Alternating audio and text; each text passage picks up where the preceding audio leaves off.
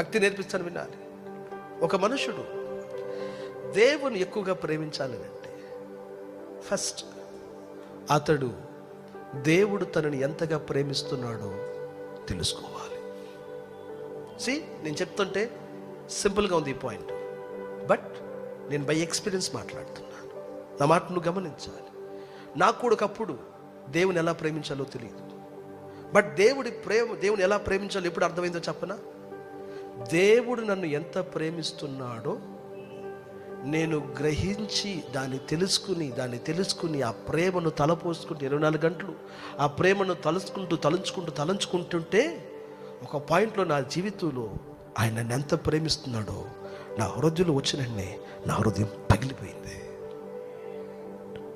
అప్పుడు uncontrollable tears, control చేయలేని కన్నీరు వచ్చేసింది. కంట్రోల్ చేయలేని కన్నీరు వచ్చేసింది. అది ఫస్ట్ ఎక్స్పీరియన్స్ నాకుంది. అప్పుడు దాకా మగవాడిని కదా, ఏడవడం నాకు చేత కాదు. నాకు కన్నీరు సహజంగా రాదు. ఎంత మూలిగినా ఎంత కష్టపడ్డా గ్లిజరిన్ వేసిన వచ్చేటట్టుగా కనపట్ల. నాకు కళ్ళు మండి కూడా ఉల్లిపాయలు కోసినా రావు మనకి. అదేంటో మరి అన్నారా? నేను యథార్థతే చెబుతున్నా. అయితే ఎప్పుడు ప్రభు ప్రేమను తలపోసుకుంటూ ఒక చోట కూర్చుని ఎవరితోనూ సహవాసం చేయకుండా ప్రభుతోనే కూర్చుని ప్రభు అని ఆయన ప్రేమ నన్ను ఎంతగా ప్రేమించాడో ఆయన మాటలు ఆయన పాటలు నేను తలపోసుకుంటూ అలా పావుగంట, 20 నిమిషాలు, అరగంట, గంట, 2 గంటలు అలాగే ఆయన ప్రేమను తలపోసుకుంటూ ఉంటే ఒక రోజు దాటింది, 2 రోజులు, ఏదో ఒక పాయింట్లో ఆయన ప్రేమ నాకు ఒక ప్రవాహంలాగా వచ్చిన వెంటనే కఠినమైన నా గుండె అట్లా పగిలిపోయింది. అలా పగిలినప్పుడు గుండెలో నుండి కన్నీరు, అయ్యా నువ్వు నన్ను ఎంత ప్రేమిస్తావు, అయ్యా నేను పేదోడ్డయ్యా, దిగులేడయ్యా, అనాథనయ్యా, ఎవరు లేరయ్యా, మా నాన్న నన్ను కట్టనొచ్చాడయ్యా, మా అమ్మ నన్ను చెట్టునొచ్చిందయ్యా, మా అన్నయ్య నన్ను చెప్పేసినేసాడయ్యా, మా అక్క మాకు కాలు ఇసినేసిందయ్యా. ఏటాటి ఏడుపు కాదు అది. కొంతమందికి ఏడుపు రాకపోతే ఈయన గుర్తు చేసుకుని ఏడ్చేవాళ్ళు ఉన్నారు ప్రార్థనలో. విను నన్ను, ఏంటది ఏడవడం రాకపోతే ఏం చేస్తారు నాన్న? జీవితంలో జరిగిన ఏదైనా ఒక సెంటిమెంట్, ఒక ఎమోషనల్ సంభవాన్ని గుర్తు తెచ్చుకుని ఆ రోజు వాళ్ళందరూ తక్కువగా అట్ట ఏడ్చేవాళ్ళు ఒకళ్ళు కొంతమంది ఉన్నారు. అది అంతా సర్ఫేస్ లెవెల్. నేను చెప్పేది మీకు చాలామంది కనెక్ట్ అవుతారులే, తెలియదేం లేదు, ఇది మీ అందరికి తెలిసింది. అది కాదు, నేను పాపినయ్యా అని ఏడుపు కూడా కాదు నేను చెప్పేది. నేను చెప్పేది ఏంటి? ఆయన ప్రేమ ప్రవాహమై వస్తుంది. కూర్చో. అది రానంత వరకు నీకు అయితే సరైన కనెక్షన్ ఏర్పడలేదని అర్థం. ఆ పైన సర్ఫేస్ లెవెల్ వ్యక్తి ఇదంతా, అది రావాలి ఫస్ట్ జీవితం. విన్నావా? అది రావాలి. నేను మళ్ళీ చదువుతున్నాను నాన్న, కొంతమంది మాటలు మనం వింటూ ఉంటాం, మాటలు వింటుండగానే ఏదో స్ట్రింగ్ మిస్ అయిందే అనిపిస్తుంది మనకి. వీడు ప్రేమిస్తున్నాను అంటున్నాడు, నిజంగానే ప్రేమ అంటున్నాడు, వీడు ఏదైనా 4 చెంగులు తిట్ట పట్టుకోవాలి, ఒక చెంగే కనపడుతుంది, మీద 3 చెంగులు కనపడట్లేదు అని అనిపించింది మనకి. ఆహా, ఎక్కడో వీడు ప్రేమలో సరి అయిన కనెక్టివిటీ లేదనేది మనకు అర్థమే. మరి మీకు ఎట్ట నాకు అర్థమవుతుంది. అది ఎవరితో మాట్లాడినా కానీ ఆ స్ట్రింగ్లు ఎక్కడ దిగుంది అనేది మనకు అర్థమైంది. మరి నాకేం అట్టిచ్చాడు దేవుడు, మరి నీకు ఎట్టిచ్చాడు, మరి నాకు తెలియలా.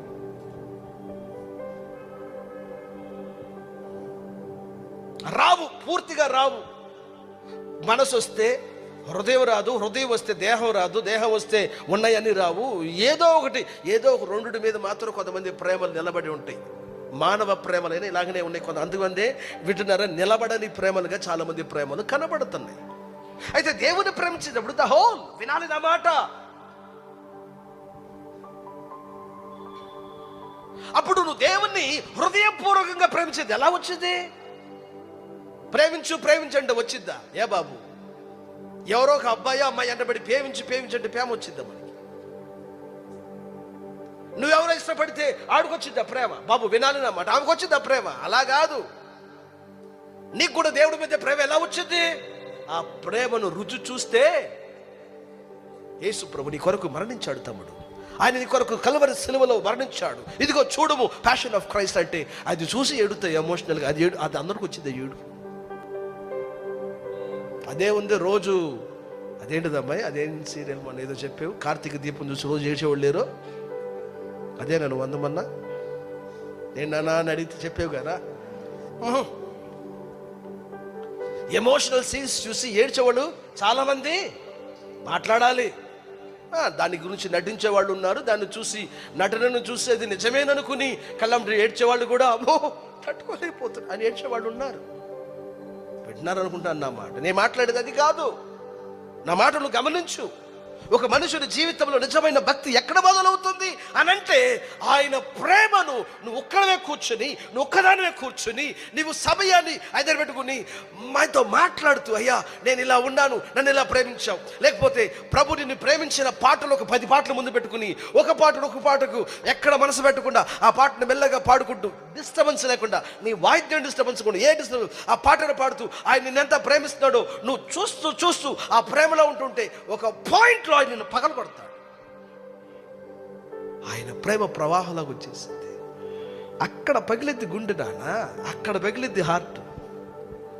అది పగిలిన వెంటనే చెప్పనాసక్యం కాని దుఃఖం వస్తుంది. అది వదిలేబాక దాన్ని. ఇంకా రమ్మని చెప్పు. ఇంకా నువ్వు ప్రభు నీ ప్రేమ నాకు తెలియజేయమని అడుగు. ఇంకా నీ ప్రేమ ప్రవాహం నా మీదకి ప్రవహింపచేయి ప్రభు అని నువ్వు ప్రభువుని వేడుకో. ఆ ప్రవాహం నీ మీద నిన్ను ముంచెత్తాలి. ఇంకంతే, అలా మారాలి యేసునామమున.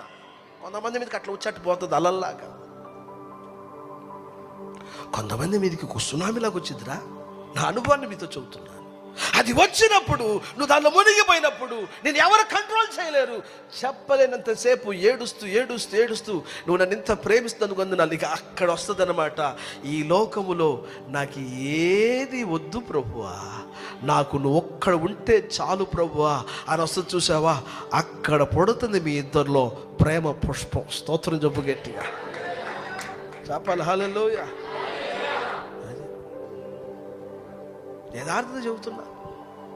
ఆ పగలాలి. ఇప్పుడు వినాలి. ఇప్పుడు నా మాట ఇప్పుడు నువ్వు ఇంకా నేను కొంచెం కొనసాగించి లోతులో మాట్లాడు.